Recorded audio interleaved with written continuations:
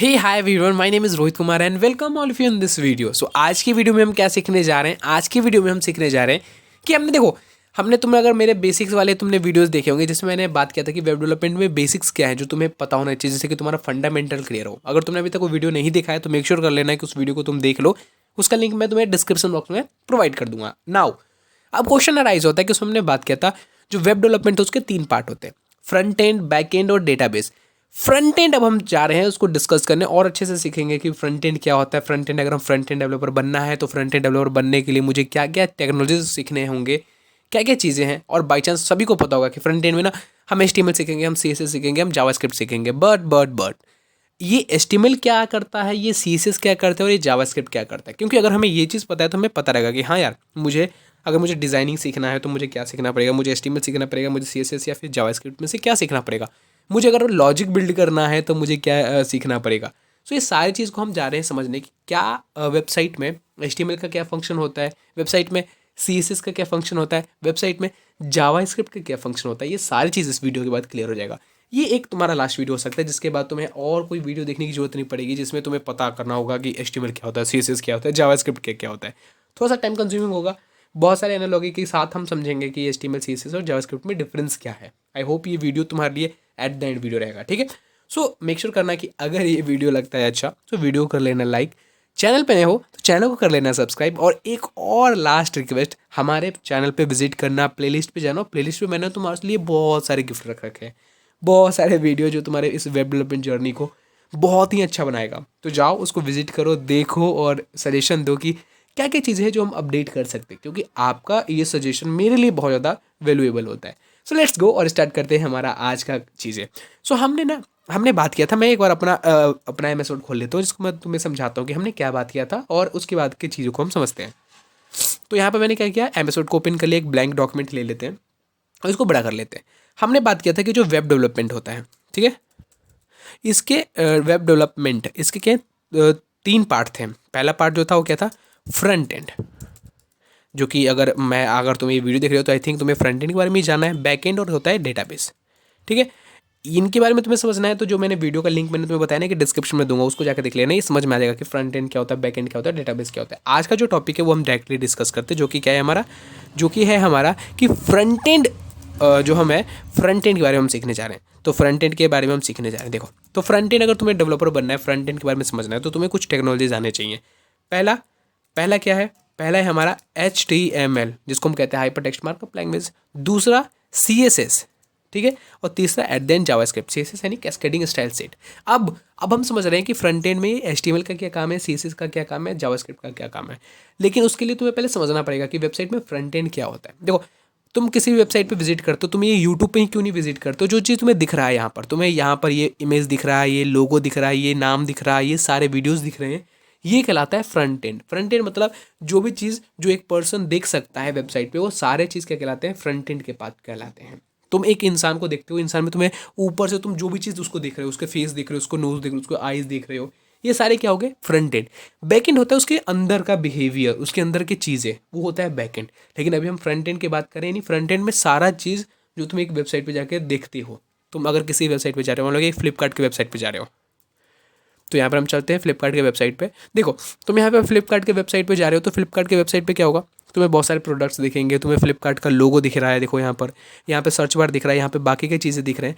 तो ये जो चीज़ तुम देख पा रहे हो, तुम वीडियो देखते हो यूट्यूब पे, सारे चीज़ क्या आते हैं, ये सारी चीज़ फ्रंट एंड का पार्ट होता है। इसमें इसको बनाने के लिए 3 चीज़ की जरूरत पड़ती है, एक तो HTML की, एक CSS की और एक जावास्क्रिप्ट की। यही 3 चीज़ मिलकर ये पूरा वेबसाइट बना हुआ है। हाँ, इसमें बैक एंड को हम इग्नोर कर रहे हैं अभी, ठीक है। अभी सिर्फ फ्रंट एंड की बात कर रहे हैं हम। तो इसमें क्या है, 3 चीज़, फ्रंट एंड में HTML, CSS और जावास्क्रिप्ट। अब समझते हैं कि इसमें HTML, इस जो हमारी वेबसाइट बना है ना, इसमें HTML क्या किया है, इसमें CSS का क्या काम था, इसमें जावास्क्रिप्ट का क्या काम था, ये चीज़ हम समझने जा रहे हैं। आई होप फ्रंट एंड तो क्लियर हो गया होगा कि वेबसाइट पे जो भी चीज़ हम देख पा रहे हैं, जो भी चीज़ हमें दिख रहा है, वो सारा क्या होता है, फ्रंट एंड का पार्ट। अगर मैं एक क्वेश्चन पूछूं तुमसे कि क्या ये इमेज फ्रंट एंड का पार्ट है, जी हाँ, ये इमेज फ्रंट एंड का पार्ट है। क्या ये टेक्स्ट जो लिखा हुआ है ग्रोसरी, क्या ये फ्रंट एंड का पार्ट है, तो हाँ, ये ग्रोसरी जो लिखा हुआ है वो भी क्या है, फ्रंट एंड का पार्ट है। आई होप ये चीज़ क्लियर हो गया होगा कि फ्रंट एंड क्या होता है। अब फ्रंट एंड को भी हम थोड़ा डीप में चलते हैं और HTML CSS और जावास्क्रिप्ट के बारे में हम समझते हैं कि इसमें HTML क्या है, इसमें CSS क्या है, इसमें जावास्क्रिप्ट क्या है। अब इसको समझाने के लिए ना मुझे कुछ एनालॉजीज की हेल्प लेनी पड़ेगी जिससे कि तुम्हें बहुत ही अच्छे से समझ आए। देखो, हम कोई भी चीज़ करते हैं, मान लो कि तुम ना एक बिल्डिंग बना रहे हो, ठीक है, एक बिल्डिंग बना रहे हो या फिर सोचो कार बना रहे हैं हम। अब कार बनाने के लिए हमें क्या करना पड़ेगा, पहले पहले हमें कार का स्ट्रक्चर बनाना पड़ेगा। मैं तुम्हें एक इमेज दिखाऊं, मैं और भी एनालॉजी तुम्हें बताऊंगा। कार स्ट्रक्चर, जब तुम्हें अगर कार बनाना है तो क्या करना पड़ेगा, तुम्हें पहले कार का स्ट्रक्चर बनाना पड़ेगा जिसमें तुम्हें उसके ऊपर का छत जैसा होता है वो बनाना पड़ेगा, उसके नीचे के व्हील बनाने पड़ेंगे। तो वो होता है फ्रंट एंड, मतलब वो होता है HTML का काम। यानी अगर तुम्हें मान लो कि फ्लिपकार्ट का वेबसाइट बनाना है तो तुम्हें क्या क्या चीज़ चाहिए, तुम्हें ये इमेज चाहिए, तुम्हें ये टेक्स्ट चाहिए, तुम्हें ये सर्च बार चाहिए। तो ये सारा चीज़ अगर हम किसी वेबसाइट में डालना है, अगर तुम्हें एक वेबसाइट पे सिर्फ इमेज डालना है, मैंने ये नहीं बोला कि इतना छोटा इमेज होना चाहिए, इस तरीके की डिज़ाइनिंग होनी चाहिए, मैं डिज़ाइनिंग की बात नहीं कर रहा हूँ।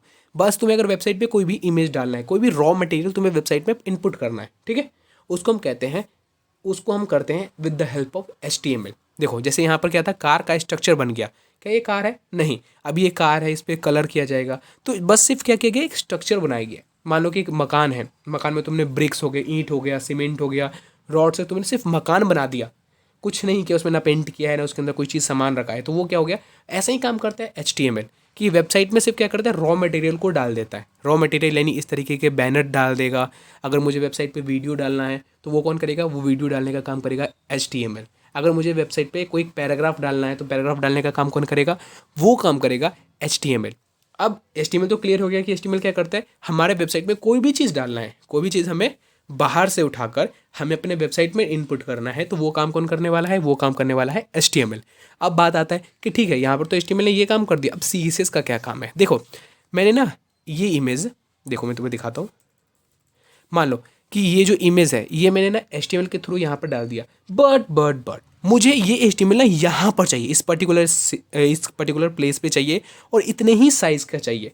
तो ये आई थिंक तुम्हें समझ में आ रहा होगा कि ये समथिंग रिलेटेड टू डिज़ाइनिंग है, कि एक तो पर्टिकुलर इसका एक साइज़ हमें पता है कि साइज़ में हमें चाहिए, साथ में इस प्लेस पे चाहिए, और भी बहुत सारे, देखो यहाँ पे कर्व है थोड़ा सा, इस तरीके की डिज़ाइनिंग चाहिए। तो जब हम डिज़ाइनिंग की बात करने लगते हैं वेबसाइट में, हमने कोई चीज़ डाल रहे हैं वेबसाइट में तो वो तो HTML ने कर दिया, लेकिन जैसे हम बात करते हैं डिज़ाइनिंग की, तो जब भी हम डिज़ाइनिंग की बात करते हैं तो वहाँ पर एंट्री लेता है CSS। यानी वेबसाइट में अगर तुम्हें कोई भी डिज़ाइनिंग का काम दिखना है वो करता है हमारा CSS में। और भी तुम मान लो कि तुम्हें एक वेबसाइट, ये जो मेरा वेबसाइट है इसमें मुझे फ्लिपकार्ट लिखा हुआ चाहिए था, मैंने HTML से फ्लिपकार्ट लिख दिया, बट मुझे ये फ्लिपकार्ट ब्लू कलर में चाहिए था, तो HTML ने क्या किया, फ्लिपकार्ट लिख के डाल दिया, लेकिन ये ब्लू कलर में कन्वर्ट करने का काम कौन किया, डिज़ाइनिंग का काम कौन किया, ये काम करता है हमारा CSS।